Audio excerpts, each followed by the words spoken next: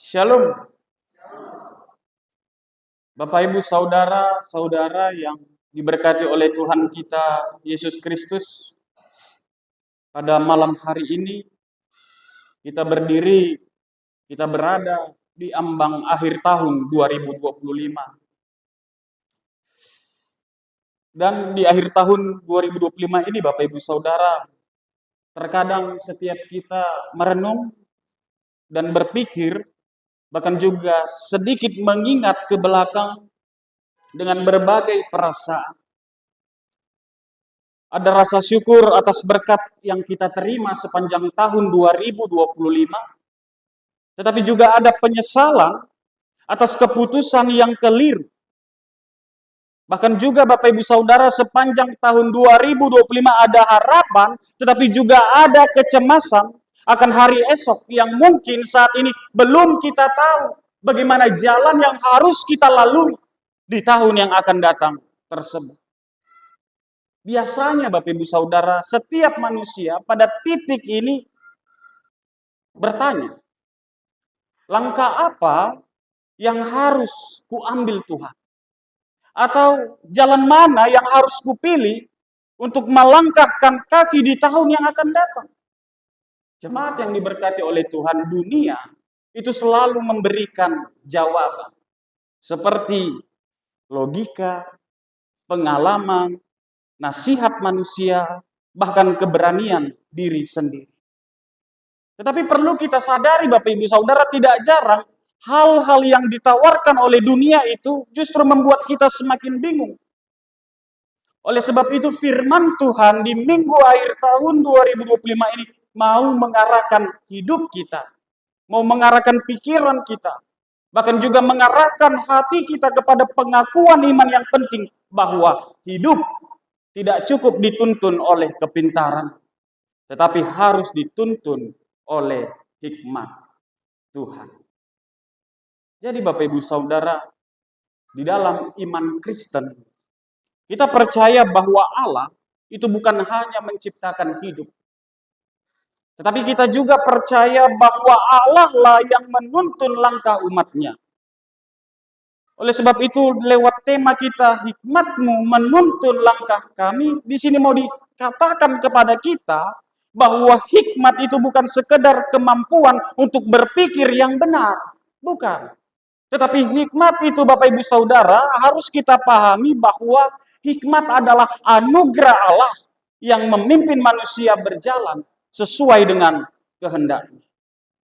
Oleh sebab itu dalam Injil Yohanes dan kitab Raja-Raja pasal 1 hari ini mau berbicara kepada kita suatu kebenaran bahwasanya hikmat Allah itulah yang menuntun hidupmu. Hikmat Allah itulah yang menuntun hidupku sepanjang tahun 2025. Jadi kalau kita perhatikan di dalam Injil Yohanes ini Bapak Ibu Saudara, di mana ia berkata, "Akulah terang dunia. Barang siapa mengikut aku, ia tidak akan berjalan dalam kegelapan, melainkan ia mempunyai terang hidup." Kalau kita perhatikan ini Bapak Ibu Saudara, di sini Yesus tidak berkata bahwa ia memberi petunjuk sesekali. Atau seolah-olah Yesus lewat Injil Yohanes mau berkata, aku kasih petunjuk samamu kalau kau berdoa sama aku. Aku kasih petunjuk samamu kalau kamu ketika berada di dalam masalah. Atau aku mau kasih petunjuk samamu ketika engkau berada dalam situasi baik-baik saja. Tidak Bapak Ibu Saudara, bukan itu yang mau dikatakan lewat Injil Yohanes. Tetapi ia mau menyatakan bahwa dialah terang itu sendiri. Oleh sebab itu Bapak Ibu Saudara, mengikut Kristus itu berarti berjalan dalam hikmat Allah yang hidup dan nyata. Jadi dalam konteks Injil Yohanes pasal 18, pernyataan ini bisa muncul di tengah perdebatan antara orang-orang Farisi yang merasa dirinya paling hebat, orang Farisi yang merasa dirinya paling smart, orang Farisi yang merasa dirinya paling tahu tentang kehendak dan rencana Allah. Tetapi Bapak Ibu Saudara, Yesus katakan kepada mereka, akulah jalan, akulah terang dunia. Barang siapa mengikut aku, tidak akan berjalan dalam kegelapan, melainkan ia akan mempunyai terang hidup. Jadi Bapak Ibu Saudara, orang Farisi ini Mereka gagal mengenali sang hikmat, yaitu Yesus yang berdiri di hadapan mereka. Sehingga ini mau mengingatkan kita, Bapak Ibu Saudara, bahwa hikmat sejati itu tidak ditemukan di luar Kristus. Karena tanpa Kristus, manusia tetap berjalan dalam kegelapan. Meskipun betapa religiusnya kehidupannya, kalau dia hidup tanpa Kristus, dia tetap berjalan di dalam kegelapan. Kenapa? Karena Yesus adalah hikmat Allah yang menjelma, yang bukan hanya menunjukkan jalan sesekali, yang bukan menunjukkan jalan ketika diminta, tetapi dialah yang menjadi jalan itu sendiri ketika kita percaya kepadanya, Bapak Ibu Saudara. Itulah yang mau diterangkan oleh Injil Yohanes pada malam akhir tahun ini. Selanjutnya Bapak Ibu Saudara yang diberkati oleh Tuhan, di dalam kisah kitab 1 Raja-Raja pasal 3 ayat yang kelima sampai 14. Di sini mengisahkan bahwasanya Salomo berada pada titik yang sangat menentukan, di mana ia baru saja naik takhta, ia mewarisi kerajaan yang besar, ia mewarisi umat yang begitu banyak, bahkan juga Bapak Ibu Saudara, tanggung jawab yang melampaui kemampuannya sebagai manusia muda. Bapak Ibu, kalau kita ikuti sama-sama pembacaan kita tadi, di sini Alkitab berkata dengan jujur bahwa Salomo tidak memulai pelayanannya itu dengan rasa percaya diri. Tetapi Salomo memulai pelayanannya itu dengan kesadaran akan keterbatasan dirinya. Kenapa Bapak Ibu Saudara? Karena kesadaran ini sangat penting secara teologis, di mana Salomo menyebut dirinya sebagai seorang yang masih sangat muda dan belum berpengalaman.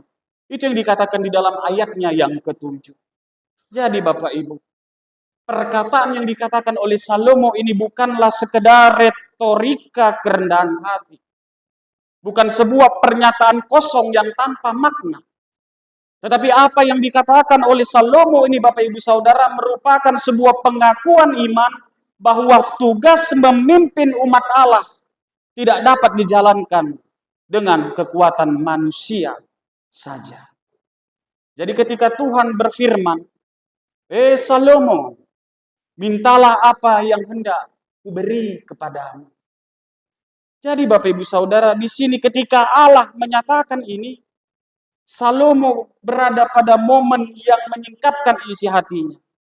Dia tidak minta umur panjang, dia tidak minta kekayaan, dia tidak minta kemenangan atas segala musuh di dalam peperangan.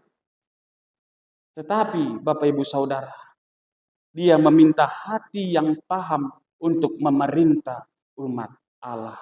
Supaya apa? Supaya ia mampu untuk membedakan mana yang baik dan dia mampu membedakan mana yang jahat, Bapak Ibu Saudara.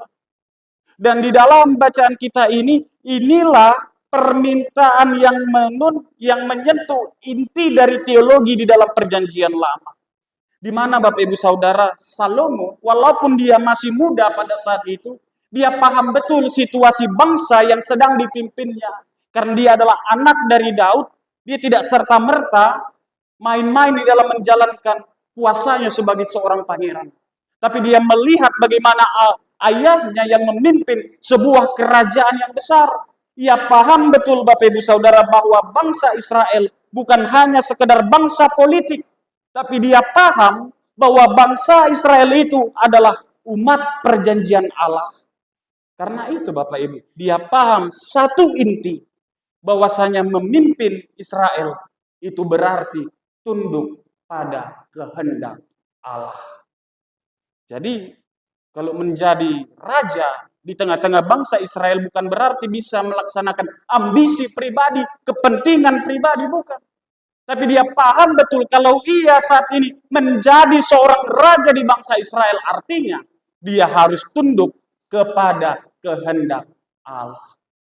Kalau bahasa reformator yaitu Johannes Calvin mengatakan, tunduk di dalam kedaulatan Allah yang memerintah di dalam kehidupan. Jadi Bapak Ibu Saudara yang diberkati oleh Tuhan, eh, di sini firman Tuhan mau mengingatkan kita di dalam malam akhir tahun ini bahwa hikmat sejati itu tidak bersumber dari dalam diri kita, tetapi hikmat itu adalah anugerah Tuhan. Bahasa sehari-harinya adalah kebijaksanaan itu diberikan oleh Tuhan. Jadi Bapak Ibu Saudara yang diberkati oleh Tuhan, dosa itu telah merusak bukan hanya kehendak manusia, tetapi dosa itu juga sudah merusak akal manusia. Dosa sudah merusak akal budi manusia, sehingga Bapak Ibu Saudara, manusia bisa pintar, manusia bisa cerdas, manusia bisa terampil berpengalaman. Tetapi Bapak Ibu Saudara, semua itu tanpa hikmat Allah, semua itu bisa berujung kepada kesombongan. Semua itu bisa berujung kepada kehancuran. Karena itu Bapak Ibu Saudara, hikmat Alkitabiah bukan hanya sekedar kecerdasan intelektual, tetapi kemampuan rohani untuk hidup dan bertindak sesuai kehendak Allah. Jadi di sini kita melihat Bapak Ibu Saudara, Salomo tidak berkata, Tuhan berikan aku kemampuan untuk mengembangkan potensiku. Tidak itu yang dikatakan oleh Salomo Bapak Ibu. Tapi Salomo berkata, Tuhan berikan aku hati yang mendengar. Bapak Ibu, ini adalah bahasa ketergantungan total kepada Tuhan. Karena kenapa? Karena Salomo menyadari bahwa tanpa penerangan dari Tuhan, ia tidak mampu menjalankan tugasnya sebagai seorang pewaris takhta menjadi raja di tengah-tengah kerajaan Israel. Dengan demikian, Bapak Ibu Saudara, mau diingatkan kepada kita bahwa hikmat itu bukan prestasi manusia. Hikmat itu bukan hasil latihan moral belaka. Bahkan juga hikmat bukan produk pengalaman hidup semata. Tetapi hikmat itu adalah pemberian Allah kepada kita, kepada manusia, kepada orang percaya yang hidup dalam sikap berserah kepada Tuhan. Bapak Ibu Saudara yang diberkati oleh Tuhan kita Yesus Kristus, Alkitab mencatat bahwa Allah meng-ACC permohonan Salomo. Allah berkenan kepada permintaan Salomo. Tetapi penting untuk ditegaskan kepada kita Bapak Ibu Saudara bahwa perkenaan Allah ini tidak boleh dipahami sebagai upah atas kerendahan hati Salomo. Bukan. Tetapi Bapak Ibu Saudara, di dalam pemahaman iman Kristen, bahwasanya Allah lah yang terlebih dahulu bekerja di dalam hati Salomo. Allah lah yang menuntun doanya dan menyelaraskan permintaannya dengan kehendaknya. Maka Bapak Ibu Saudara, Allah di sini bukan hanya memberikan apa yang diminta oleh Salomo, tetapi Allah juga menambahkan kekayaan, kemuliaan yang tidak diminta oleh Salomo.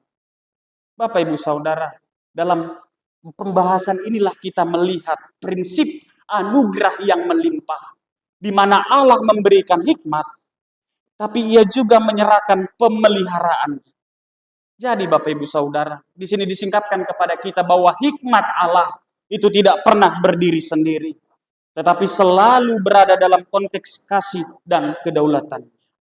Jadi setelah kita memahami apa yang terjadi oleh Allah yang diberikan kepada Salomo sesuai yang dimintanya, di sini Bapak Ibu Saudara mau menegur cara pandang kita tentang hidup kita, mau mengingatkan kita tentang masa depan, bahwa di awal tahun, di awal jabatan atau di awal tanggung jawab yang baru, yang mungkin saat ini kita emban sepanjang tahun 2025 atau tahun yang akan datang, di sini pernyataan iman kita Bapak Ibu Saudara, bukan lagi berkata, Tuhan, apa yang mau kucapai ya di tahun depan? Tetapi, mari kita ubah prinsip itu dengan berkata, Tuhan, apa yang Engkau kehendaki dan hikmat apa yang perlu aku terima dari.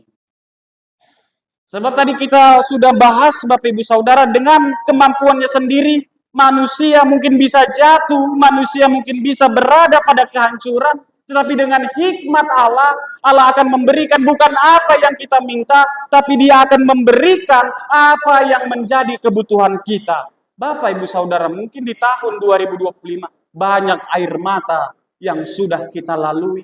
Ditinggalkan oleh orang-orang yang kita kasih. Mungkin kita kehilangan pekerjaan. Mungkin kita ditinggalkan oleh suami, ditinggalkan oleh istri, dipisahkan oleh kematian. Sehingga kita harus menerima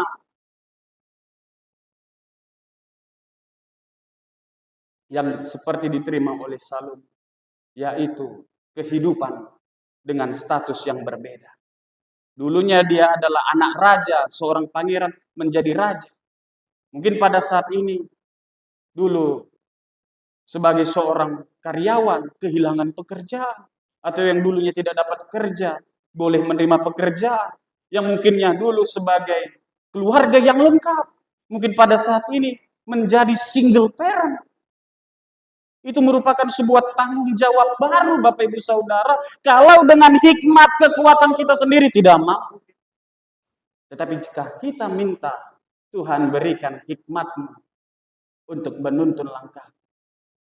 Itulah yang diajarkan oleh Salomo dalam perenungan di minggu akhir tahun ini.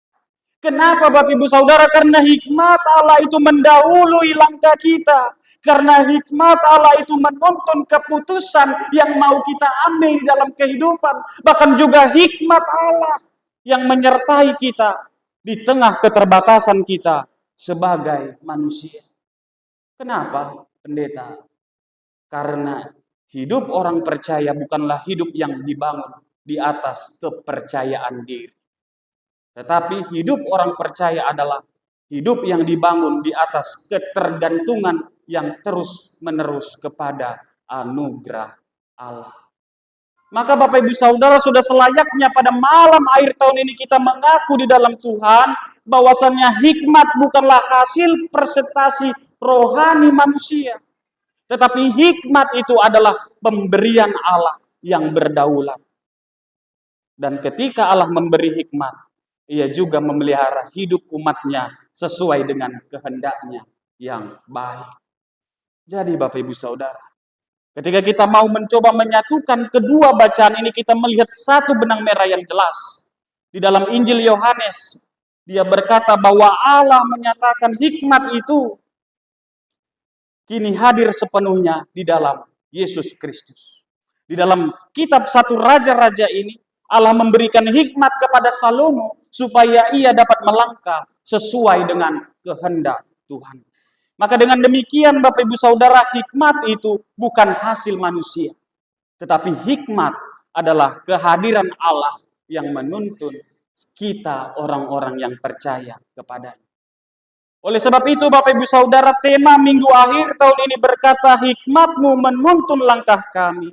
Jadi di penghujung tahun 2025 ini Bapak Ibu Saudara, firman Tuhan mau mengajak kita untuk merenung dengan jujur langkah mana yang kita ambil dengan mengandalkan diri sendiri. Keputusan mana yang kita buat tanpa meminta hikmat Tuhan. Bapak Ibu Saudara, tetapi firman Tuhan juga mau memberikan penghiburan kepada kita pada malam hari ini. Allah tidak berhenti menuntun umatnya karena kita pernah salah melangkah. Karena kita salah mengambil keputusan. Karena kita salah menjalani kehidupan di dalam dunia ini. Tetapi hikmatnya itu tetap tersedia bagi mereka, bagi kita orang percaya yang mau datang kepadanya dengan hati yang berserah. Bapak Ibu Saudara yang diberkati oleh Tuhan. Memasuki tahun yang akan datang, firman Tuhan mau memanggil kita. Yang pertama, mari kita belajar untuk meminta hikmat. Jangan kita bangga dengan keberhasilan kita. Mari kita belajar seperti Salomo. Kita mau diajak untuk mendahulukan kehendak Tuhan daripada ambisi pribadi kita. Kalau sudah kita jalankan apa yang Tuhan mau itu, semua tentu akan ditambahkan kepada kita. Seperti Salomo, dia tidak minta kekayaan, dia tidak minta panjang umur, dia tidak minta menang di dalam peperangan. Dia hanya minta satu saja, yaitu hikmat untuk boleh memimpin bangsa yang besar. Maka ketika kita meminta hikmat daripada Tuhan, Tuhan pasti akan tambahkan apa yang boleh menjadi kebutuhan hidup kita di dalam kehidupan ini. Maka yang pertama yang boleh kita renungkan adalah mintalah hikmat kepada Tuhan. Yang kedua, Bapak Ibu Saudara, mari kita berjalan bersama dengan Yesus Kristus. Bukan hanya sekedar mencari petunjuk sesekali. Ketika ada masalah baru berdoa, Tuhan lagi ada masalah aku ini kayak mana nih Tuhan. Tuhan lagi bergumul aku, apa yang harus kulakukan? Bukan. Baik tidak baik waktunya, mari tetap minta petunjuk kepada Tuhan untuk menuntun langkah kita di dalam kehidupan ini. Mungkin sepanjang tahun 2025 kita belum melakukannya, di tahun yang akan datang, mari kita belajar supaya kita tidak salah jalan, supaya kita tidak salah pilih di dalam mengambil keputusan di dalam kehidupan ini. Karena mengikut Kristus itu berarti membiarkan seluruh hidup kita itu diterangi oleh firman dan kehendak Allah. Sama seperti Salomo tadi Bapak Ibu, dia paham betul bahwa menjadi seorang raja di tengah-tengah bangsa Israel artinya siap sedia berada di bawah kehendak Allah untuk memimpin umat pilihan. Maka ketika kita percaya kepada Allah menjadi umat kepunyaannya, berarti kita tunduk di bawah kedaulatan Allah yang memimpin, memelihara, dan menuntun hidup kita di dalam kehidupan. Loh pendeta, kalau seperti itu yang dikatakan, di mana kehendak bebas manusia? Di mana free will itu? Bapak, Ibu, Saudara, memang setiap manusia itu diberikan yang namanya kehendak bebas. Tetapi kehendak bebas itu ketika dijalani tanpa hikmat daripada Tuhan, maka kehancuranlah yang akan terjadi. Tetapi ketika kehendak bebas yang diberikan Allah, ketika kita hidupi dengan hikmat Allah, maka hal yang baik yang akan diberikan oleh Allah. Sebab Yesaya berkata, aku akan menggendong engkau sampai memutih rambutmu. Artinya dari situ kita memahami, dia tidak biarkan kita, dia tidak biarkan Bapak Ibu terus-terus menderita. Dia tidak membiarkan Bapak Ibu terus-terus menangis karena beratnya beban kehidupan. Tetapi dia mau menuntun kita lewat hikmatnya menjalani kehidupan yang akan datang. Maka jangan ragu untuk kita tetap berdoa kepada Tuhan. Meminta dia untuk menerangi hidup kita. Sebab dialah terang yang nyata, terang yang hidup bersama dengan kita. Yaitu Yesus Kristus. Itu yang kedua. Yang ketiga Bapak Ibu Saudara, mempercayakan langkah-langkah hidup kita kepada Tuhan. Bukan semua hal akan jelas, tetapi terang Kristus cukup untuk satu langkah demi langkah. Artinya Bapak Ibu Saudara, ketika pekerjaan, ketika status, ketika jabatan yang saat ini dipercayakan kepada Tuhan, ketika itu yang masih ditunjukkan kepada kita, mari kita kerjakan dengan tekun. Mari kita jalani dengan sukacita dan penuh penyerahan kepada Tuhan. Karena langkah demi langkah, ia akan menuntun langkah dan kehidupan kita. Bapak Ibu Saudara yang diberkati oleh Tuhan, juga biasanya yang kita kerjakan di dalam penutupan tahun ataupun pergantian tahun ada istilah mandok hata. Jadi saya mau mengatakan di dalam khotbah ini, jangan jadikan mandok hata itu menjadi momen yang menyedihkan. Kenapa begitu? Karena biasanya kalau di mandok hata ini seringkali di situ dikatakan kau salahmu ini, kau salahmu ini, kau salahmu ini. Sehingga pas tahun baru jadi lesu dia. Jangan. Cukup katakan dalam mandok hata itu, selamat tahun baru, hiduplah yang baru, hiduplah sesuai dengan kehendak Tuhan. Kalau menyatakan kesalahan bukan itu momennya. Tapi momennya itu saat bertemu secara pribadi. Sehingga tahun baru pun boleh dilewati dengan bergembira dan tersenyum. Jadi momen mandok hata jadikanlah momen untuk saling menyemangati, momen saling merangkul, dan momen saling membangun satu dan yang lainnya. Sehingga sukacita menutup akhir tahun ini dapat terlihat dengan jelas. Dan menyambut tahun dengan bergembira. Bakar-bakar, main trompet, pasang kembang api, bergembira semua melakukannya. Jadi Bapak Ibu Saudara yang diberkati oleh Tuhan. Untuk menutup khotbah ini, ada sebuah ilustrasi Bapak Ibu Saudara. Jadi ada seseorang bapak dan anak, mereka berjalan di jalan yang gelap pada malam hari dengan membawa sebuah lampu yang kecil. Jadi lampu yang kecil ini Bapak Ibu Saudara tidak menerangi seluruh jalan sampai ke tujuan. Tidak. Dia hanya menerangi langkah demi langkah yang dijalani ini. Tetapi walaupun demikian Bapak Ibu Saudara, lampu itu cukup untuk melihat langkah demi langkah berikutnya. Maka demikian juga hikmat yang dianugerahkan oleh Tuhan kepada kita. Hikmat itu tidak selalu membuka seluruh masa depan kita, tetapi cukup untuk menuntun langkah kita hari ini.